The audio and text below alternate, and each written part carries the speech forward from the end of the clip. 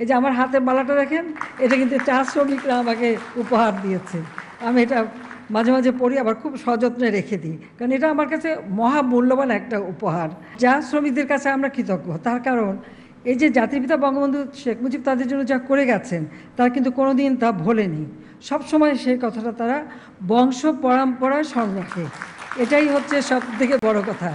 কারণ আমি এই শ্রীমঙ্গলে গিয়েছি, সেখানে আমি কয়েকদিন থেকেছিও, তাদের সঙ্গে মিশেছি।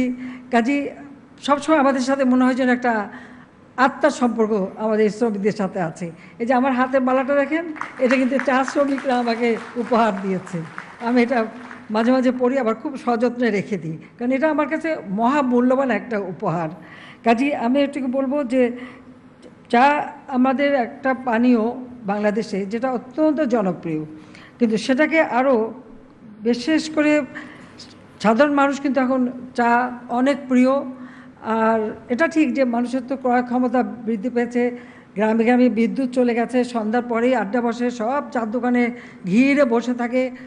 আমরা নিজেরাই নিজেদের চাহিদা পূরণ করবার মতো কিন্তু উৎপাদন এখন আমাদের, মানে চাহিদা বেড়ে গেছে। উৎপাদন আমরা যা করি তা রপ্তানির জন্য খুব বেশি একটা থাকে না, বেশিরভাগই আমরাই নিয়ে নিই। মানে বাংলাদেশের মানুষই এখন খুব বেশি চা খেতে পছন্দ করে। তা আমি চাই যে আমাদের দেশের মানুষ যেন আরও সুন্দরভাবে বাঁচতে পারে, আর এই চাটাকে আমাদের আরও গুরুত্ব দেওয়া। আমরা সরকারে আসার পর থেকে সেটা করে যাচ্ছি। 96 সালে যখন আমি প্রথম সরকার গঠন করি, তখন তো দেশে বিদ্যুৎ ছিলই না, 3-4 ভাগ মানুষ শুধু বিদ্যুৎ পেত। তো সেই সময় চা বাগানে যাতে উৎপাদন কোনো মতে ব্যাহত না হয়, শুধু চা বাগান, আমাদের শিল্প কলকারখানা যাতে ভালোভাবে চলে, তখন জেনারেটরের উপর থেকে জেনারেটরই ব্যবহার করতে হতো। তখনও তো বিদ্যুৎ উৎপাদন কিন্তু সেভাবে গড়ে ওঠে নাই, আমরা কেবল উদ্যোগ নিয়েছি।